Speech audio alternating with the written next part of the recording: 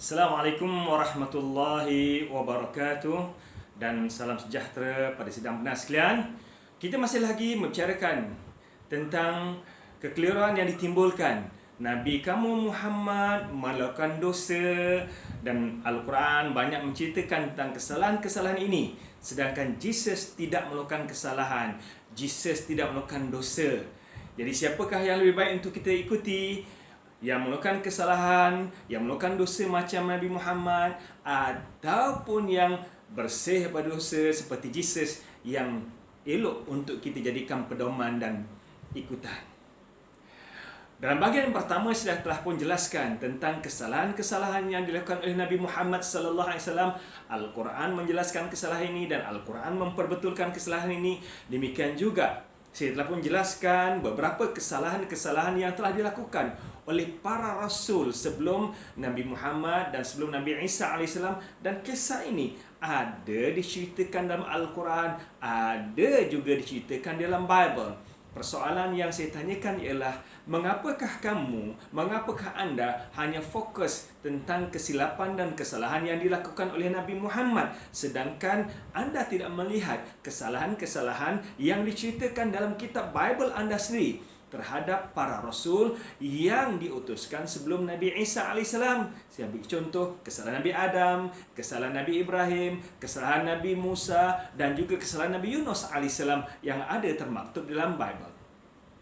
Sekarang kita lihat dakwaan kamu yang menyatakan bahawa Jesus tidak melakukan kesalahan, Jesus tidak berdosa. Sejauh manakah kebenaran dakwaan anda bahawa Jesus tidak pernah melakukan kesalahan? Sejauh manakah kebenaran dakwaan anda bahawa Bible tidak ada menceritakan tentang kesalahan-kesalahan Jesus seperti mana Al-Quran menceritakan tentang kesalahan Nabi Muhammad sallallahu alaihi wasallam? Mari kita lihat beberapa ayat dalam Bible untuk menjadi tatapan anda sejauh mana kebenaran dakwaan ini. Saya mendapati dalam pengamatan saya, dalam pembacaan saya terhadap Bible, beberapa kesalahan-kesalahan telah pun dilakukan oleh Jesus sendiri. Dan cerita ini ataupun perkara ini termaktub di dalam Bible. Contoh yang pertama, Jesus sendiri memohon keampunan kepada God the Father ataupun the Father, Allah, Tuhan Yang Maha Esa. Anda boleh rujuk dalam Matthew chapter yang ke-6 ayat 9 hingga ayat yang ke-13. Ayat yang ke-6 hingga ayat yang ke-9 hingga ayat yang ke-13 ya. Chapter 6, Matthew chapter 6 ayat yang ke-9 hingga ayat yang ke-13. Saya petik pada ayat yang ke-12 di mana Jesus ada menyatakan, "Forgive us the wrongs we have done, as we forgive the wrongs that others have done to us." Ayat ni secara jelas di mana Jesus meminta supaya God the Father memberikan keampunan kepada, forgive us the wrongs we have done, ampunkan kesalahan kami, kesilapan yang telah kami lakukan, seperti mana kami memberikan keampunan, kami memaafkan kepada orang yang melakukan kesalahan kepada kami. So ayat ni secara jelas menyatakan bahawa Jesus telah pun meminta kemaafan ataupun memohon daripada the Father untuk kemaafan. Kita lihat terjemahan ya. Apa yang dijelaskan dalam terjemahan ini? Ampunilah kami akan kesalahan kami seperti mana kami juga mengampuni orang-orang yang bersalah pada kami. So, ayat ni secara jelas di mana Jesus telah memohon keampunan kepada God the Father ya. Forgive us the wrongs we have done. Ampunilah dosa-dosa kami apa yang telah kami lakukan. Ini berarti Jesus juga melakukan kesalahan seperti mana kamu nyatakan tentang ayat dalam surah Muhammad ayat 19 ya. Wastaghfir li dzambi, mohon keampunlah terhadap dosa yang telah kamu lakukan. Ini hampir sama ya. Forgive us the wrongs we have done. Ampunkanlah kesalahan kami atas kesalahan-kesalahan yang telah kami lakukan. Ini penjelasan Jesus sendiri bahawa Jesus memohon keampunan pada Tuhan. Ini berarti Jesus juga melakukan kesalahan. Yang kedua, kesalahan yang dilakukan oleh Jesus, di mana Bible menjelaskan, saya ulang balik ya, Bible menjelaskan bahawa Jesus berdusta. Bukan saya kata Jesus berdusta, tetapi ayat dalam Bible menjelaskan Jesus berdusta.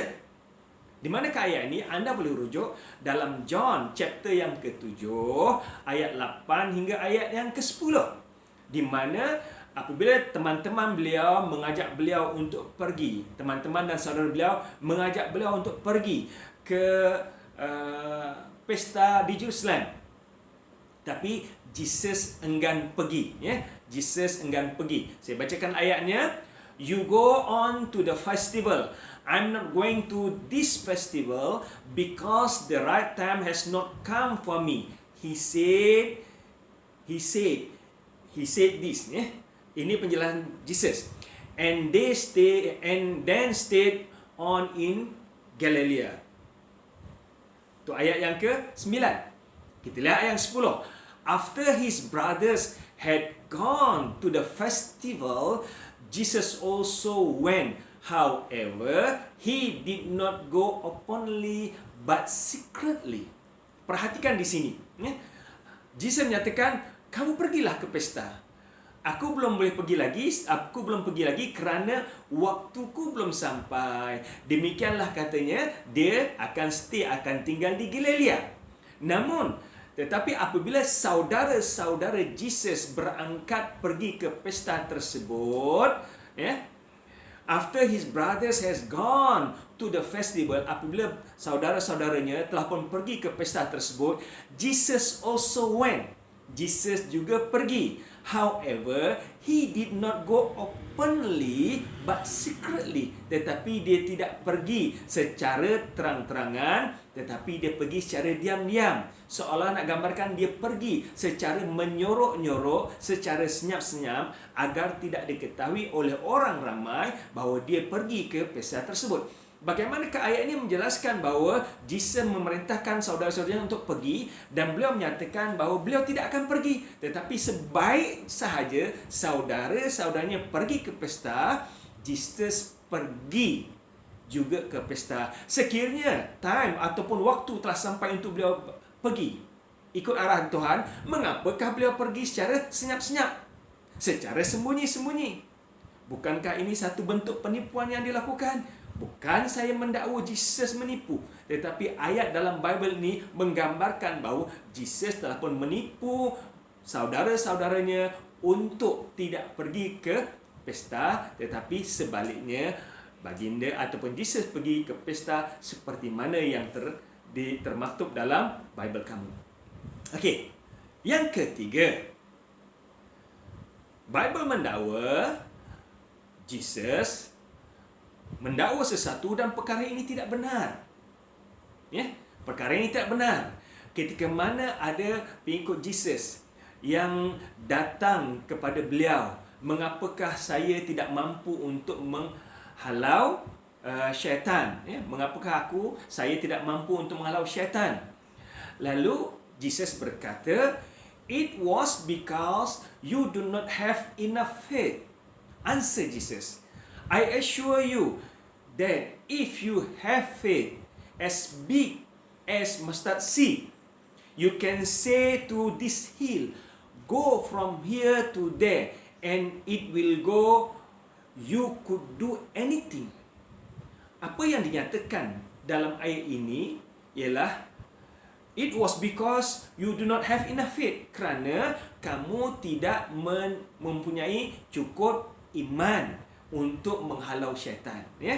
Sekiranya kamu percaya, kamu punya iman walaupun hanya sebesar biji sawi saja, kamu boleh katakan kepada gunung, pergilah ke sana, ya, pergilah, pindahlah ke sana, maka gunung akan pindah ikut perintah kamu, dan tidak ada yang mustahil bagi kamu. Perkataan ini menyatakan tidak ada yang mustahil bagi kamu walaupun setengah orang Kristian menyatakan bahawa ini adalah bahasa kiasan. Saya akan bagi contoh yang lain. Apakah ia bahasa kiasan? Apa yang saya nak tekankan di sini ialah Jesus menjelaskan sekiranya kamu memiliki iman walau hanya sebesar biji sawi, kamu akan mampu untuk mengalihkan gunung ikut perintah di mana saja yang kamu ingini, dan gunung akan berpindah ikut apa yang kamu perintahkan, dan tidak ada yang mustahil bagi kamu. Wahai orang Kristian, siapakah yang di kalangan kamu yang boleh memindahkan gunung ini? Cuba pindahkan gunung Gunung Kinabalu daripada Sabah ke Semenanjung, boleh tak? Ataupun Gunung Everest bawa pindah ke Malaysia supaya kita boleh mendaki Gunung Everest. Tidak ada seorang pun di kalangan orang Kristian yang mampu untuk memindahkan gunung ini. Apakah tidak ada seorang pun di kalangan anda yang memiliki iman walaupun hanya sebesar biji sawi? Dalam ayat yang lain, Anda boleh rujuk dalam Matthew chapter yang ke-17 ayat 19 hingga ayat ke-20. Sekarang Anda boleh rujuk dalam Mark chapter yang ke-16 ayat yang ke-16 hingga ayat yang ke-18, di mana ayat ini menjelaskan siapa yang percaya dan dibaptis akan diselamatkan, tetapi siapa yang tidak percaya akan dihukum. Berarti orang yang tidak beriman, Yesus sebagai juru selamat akan dihukum. Siapa yang percaya dan baptis akan diselamatkan. Baca ayat yang ke-17. Apakah tanda-tanda orang yang percaya ini? Tanda-tanda ini akan menyertai orang yang percaya. Mereka akan mengusir setan demi namaku. Mereka akan berbicara dengan bahasa-bahasa asing bagi mereka, dan mereka akan memegang ular, dan sekalipun mereka minum racun maut, mereka tidak akan mendapat celaka. Mereka akan meletakkan tangannya atas orang sakit dan orang ini akan sembuh. Ada yang menyatakan ayat ini sebagai kiasan-kiasan saja, alegori. Ayat ini sebagai kiasan. Namun demikian, kalau ayat ini sebagai kiasan, mengapa ramai orang Kristian yang meyakini apabila mereka dibaptis dengan keimanan keyakinan, mereka mampu menghalau syaitan, jin dengan nama Jesus? Ini keyakinan yang diimani oleh mereka. Namun apabila sampai bab racun, kamu menyatakan ia kiasan. Kalau kamu meyakini ayat ini benar, Jesus menyatakan ia benar, beranilah kamu minum racun ataupun biarkan diri kamu untuk dipatuk ular yang berbisa. Dan memang tuan-tuan dan sekalian, ada beberapa kes yang berlaku di barat. Oleh kerana nak membuktikan kebenaran ayat ini, mereka sanggup minum racun, mereka sanggup dipatuk ular yang berbisa, dan akhirnya semua meninggal dunia dengan bisa ular tersebut dan racun yang diminum. Ini bererti kenyataan ini tidak benar. Sekiranya kamu mempunyai iman, ular yang berbisa tidak akan memberikan mudarat pada kamu. Racun yang berbisa tidak akan mampu untuk memberikan sebarang mudarat pada kamu. Anda boleh rujuk dalam Mark chapter yang ke-16 ayat 16 hingga ayat ke-18. Baik, kita lihat poin yang keempat. Sejauh mana Jesus tidak pernah melakukan kesalahan. Poin yang keempat, Bible menjelaskan Jesus derhaka kepada ibunya. Jesus derhaka kepada ibunya. Anda boleh rujuk dalam Matthew chapter yang ke-12 ayat 46 hingga ayat yang ke-50. Ketika mana Jesus pergi ke Jerusalem, berdakwah di Jerusalem. Kemudian sewaktu dia berdakwah di sana, datanglah ibunya dan adik-beradiknya.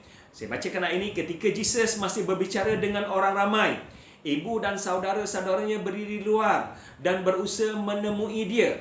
Maka seorang berkata, lihatlah ibumu dan saudara-saudaramu ada di luar dan berusaha menemui engkau. Tetapi jawab Jesus kepada orang-orang yang menyampaikan berita itu kepadanya, siapakah ibuku dan siapakah saudara-saudaraku?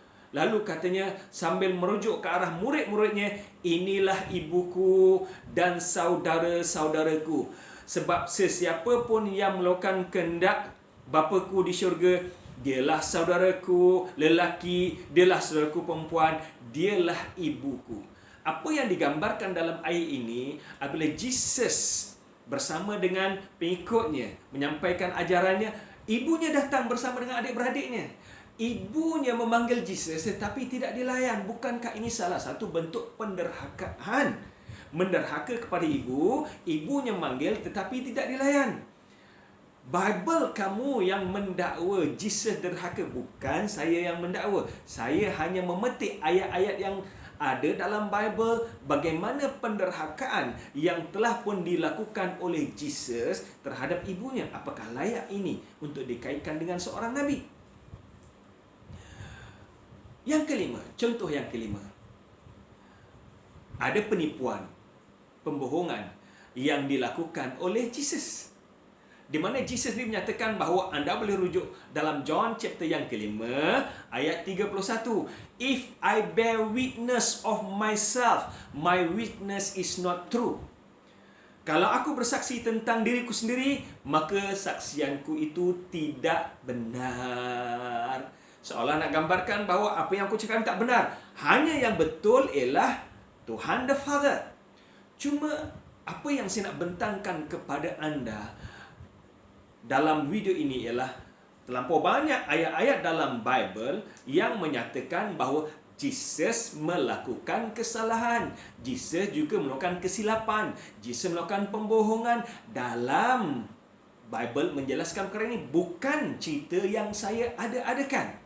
Jadi mengapakah anda hanya fokus pada kesilapan dan kesalahan yang dilakukan oleh Nabi Muhammad, dan kamu anda mendakwa Jesus langsung tidak ada melakukan kesalahan, sedangkan dalam Bible menjelaskan begitu banyak ayat-ayat yang menyatakan bahawa Jesus melakukan kesalahan. Bagi kita umat Islam, kita tetap mengagungkan Jesus. Bagi umat Islam, salah satu rukun iman ialah percaya pada para rasul. Dan antara rasul yang diutuskan ialah Nabi Isa AS, Jesus. Sebab itulah di antara contoh bagaimana Islam mengagungkan dan memuliakan Jesus, Al-Quran menyebutkan Jesus sebanyak 25 kali. 25 kali Al-Quran menyebutkan nama Jesus. Sedangkan nama Nabi Muhammad hanya disebutkan 5 kali sahaja. 4 kali nama Muhammad dan 1 kali atas nama Ahmad. Dan Al-Quran menjelaskan dalam surah Maryam ayat 34, "Dzalika Isa ibn Maryam qaulal haqq alladhi fihi yamtarun." Itulah Isa putra Maryam yang mengatakan perkara yang benar. Al-Quran menjelaskan bahawa Nabi Isa sentiasa berkata benar. Jesus sentiasa melakukan berkata benar, mengatakan perkataan yang benar yang mereka berbantah-bantah tentang kebenarannya. Jadi, saya berikan contoh kepada anda semua ayat-ayat dalam Bible bahawa Jesus melakukan kesalahan, Jesus melakukan pendustaan. Namun demikian, Al-Quran memuliakan Jesus. Al-Quran menyebut Jesus banyak 25 kali. Al-Quran menyatakan bahawa Jesus menyatakan benda yang benar. Bahkan bukan itu saja, Al-Quran juga ada surah yang khas dinamakan surah Maryam yang memuji kehormatan ibu Nabi Isa AS sebagai seorang wanita yang suci. Jadi dakwaan kamu bahawa Nabi Muhammad melakukan dosa dan tidak layak untuk menjadi pembimbing ataupun pemimpin, sedangkan Jesus tidak melakukan dosa, dan inilah yang sepatutnya menjadi contoh pembimbing, adalah kenyataan yang jauh menyeleweng daripada ayat-ayat Quran dan juga ayat Bible kamu sendiri. Sekian saja untuk kali ini. InsyaAllah dalam video akan datang saya akan jelaskan masalah tentang kemaksuman para rasul supaya kita dapat jelas penjelasan yang tuntas bagaimana kesalahan-kesalahan yang dilakukan oleh para rasul, namun dalam masa yang sama mereka juga adalah maksum. Sekian saja untuk kali ini. Jumpa anda di video akan datang. Assalamualaikum warahmatullahi wabarakatuh.